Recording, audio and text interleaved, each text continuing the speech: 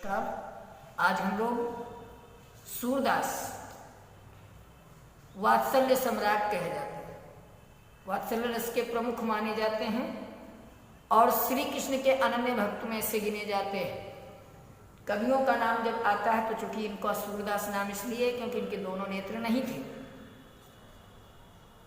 ऐसे सूरदास ने विनय के पद और वात्सल्य दो शीर्षक से लिखा, तो पद भी लिखा है। तो विनय के बारे में मैंने अब की राख हिले हूँ भगवान पर चर्चा इससे पूर्व के वीडियो में की। यदि आपको नहीं मिली है तो हमारे YouTube चैनल पर जाकर के आर्यन मिश्रा लिखेंगे और आपको मिल जाएगा। फिर दूसरे नंबर पर हम चलेंगे जो वात्सल्य है। वात्सल्य का मतलब बालक और बच्चा और माँ के बीच के जो प्रेम का भाव उत्पन्न किया जाता है उसी को वात्सल्य कहते हैं। इसका जो स्थायी भाव होता है वो वत्सल होता है।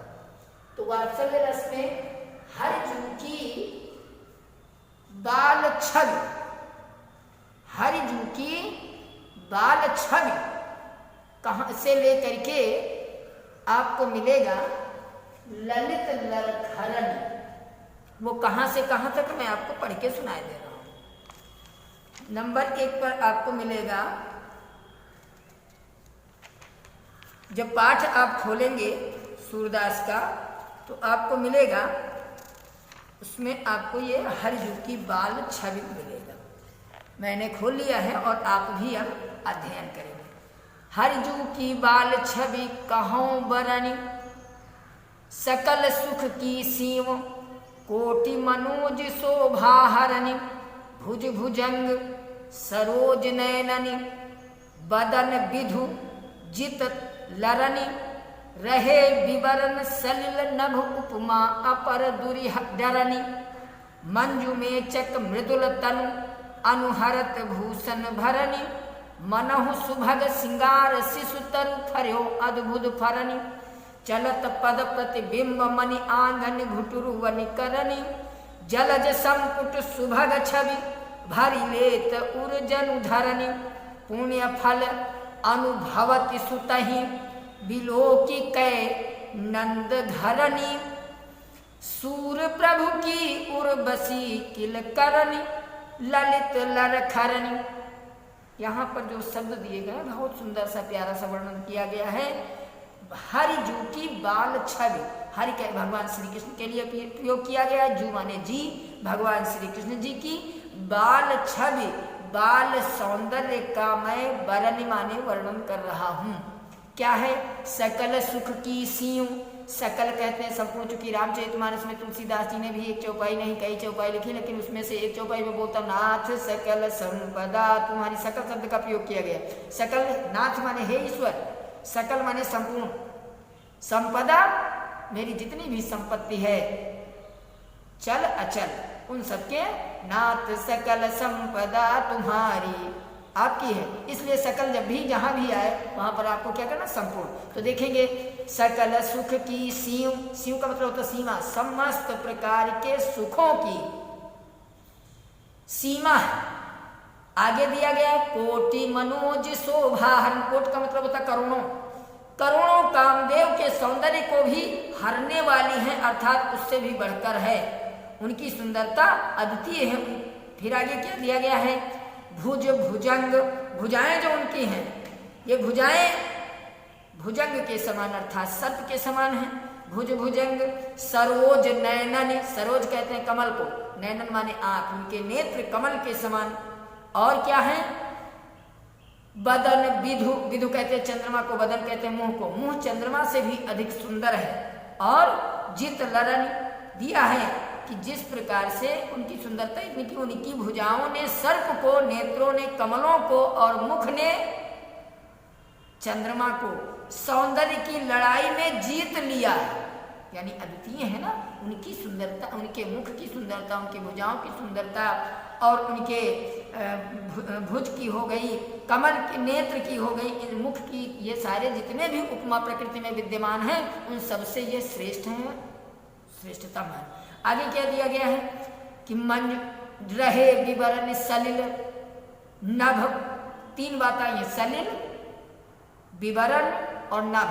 नभ माने आकाश, सलिल माने पानी, विवरण माने विवर बिल, तो सर्प जितने हैं, क्या बताया, इसका बड़ा सुंदर सा उपमा दिया गया है, बहुत सुंदर वर्णन कर दिया।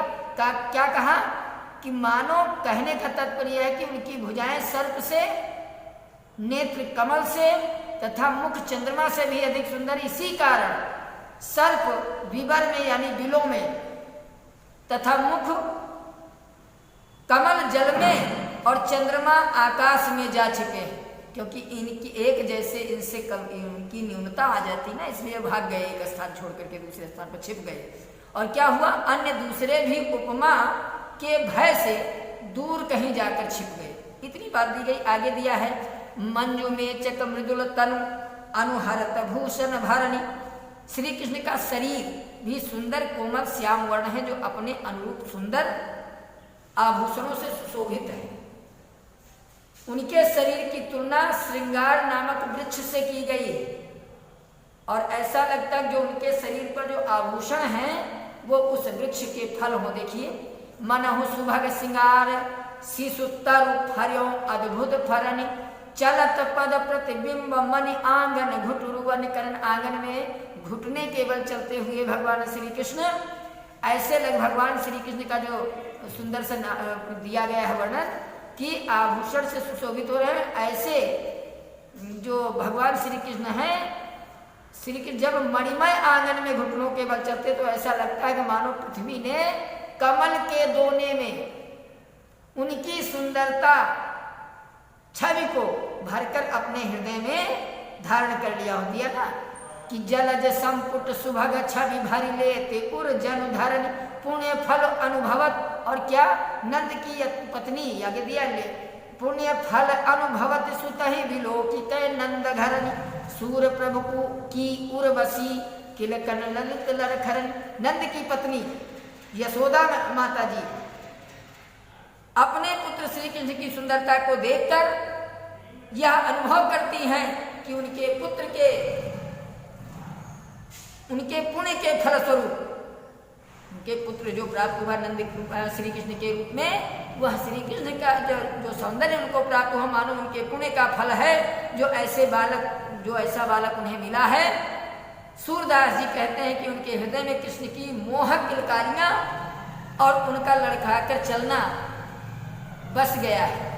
अब इसमें जब साहित्यिक सौंदर्य की बात करेंगे आप, तो उसमें क्या क्या बताना रहता है तो जान लीजिए भाई। काव्यगत सौंदर्य जब आपको कहना है, काव्यगत सौंदर्य, तो आपको यही बताना है कि भाषा कौन सी है।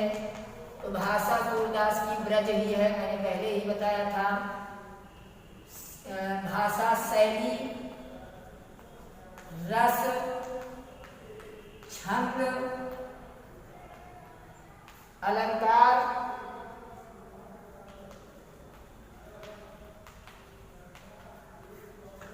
शैली, रस।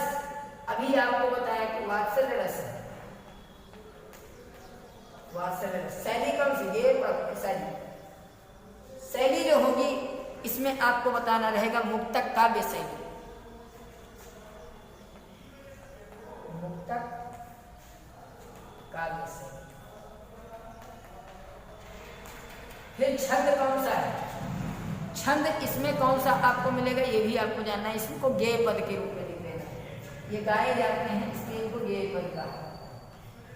अलंकार इसमें कौन सा, अगर आपको ये बताना है तो हेतुत प्रेक्षा, उत्प्रेक्षा में एक होता है हेतुत प्रेक्षा, फलोत्प्रेक्षा, 4 भाग जो है उसमें से हेतुत प्रेक्षा इसमें क्यों आए, क्योंकि जब कोई भी विषय किसी वस्तु की दूसरे से संबंध जोड़ दिया जाता है हेतु माने के लिए, उसका उसी के लिए।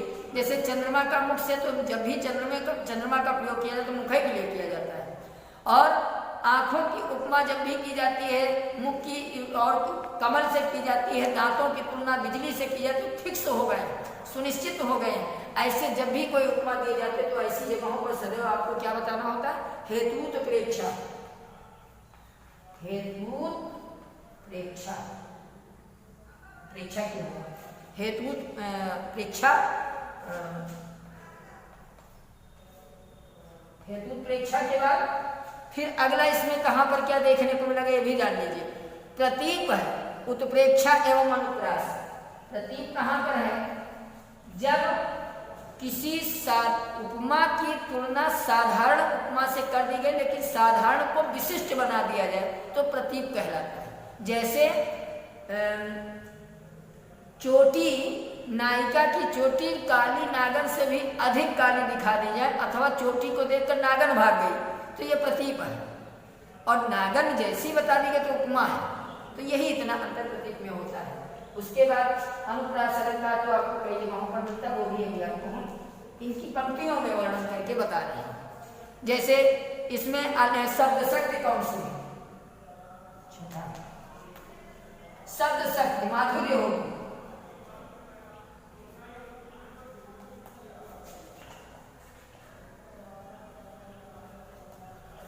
माधुर्य, क्योंकि सारी माधुर्य गुण होता है। शब्द शक्ति आपको लक्षण बताना है।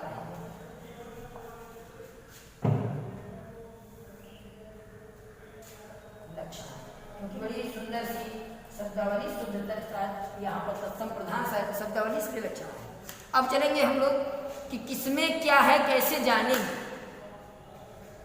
पहली लाइन देखिए कि श्री कृष्ण के शरीर की तुलना किससे की गई है तथा कैसे स्पष्ट होता है। तो श्री कृष्ण के शरीर की तुलना श्रृंगारी नामक वृक्ष से की गई है। श्रृंगार नाम के एक वृक्ष से की गई। कवि कहता है कि श्री कृष्ण के शरीर को देखकर ऐसा लगता है मानो वह कोई श्रृंगार रूपी वृक्ष हो, और सुंदर शरीर पर जो आभूषण धारण किए हुए हैं वो मानो उस वृक्ष के फल है। यहाँ पर ये बताया गया है। ऐसे ही कई जगहों पर जैसे उपमेय है श्री कृष्ण जी, उपमान है वृक्ष, तो ऐसे वृक्ष को उपमेय और उपमान के रूप में जो प्रस्तुत किया गया, इसीलिए जो है प्रतीप अलंकार किया गया। ठीक है, आज की बात यहीं पर समाप्त पूर्ण कर लेंगे। धन्यवाद। कोई समस्या हो तो हम पर कांटेक्ट करेंगे। नमस्ते।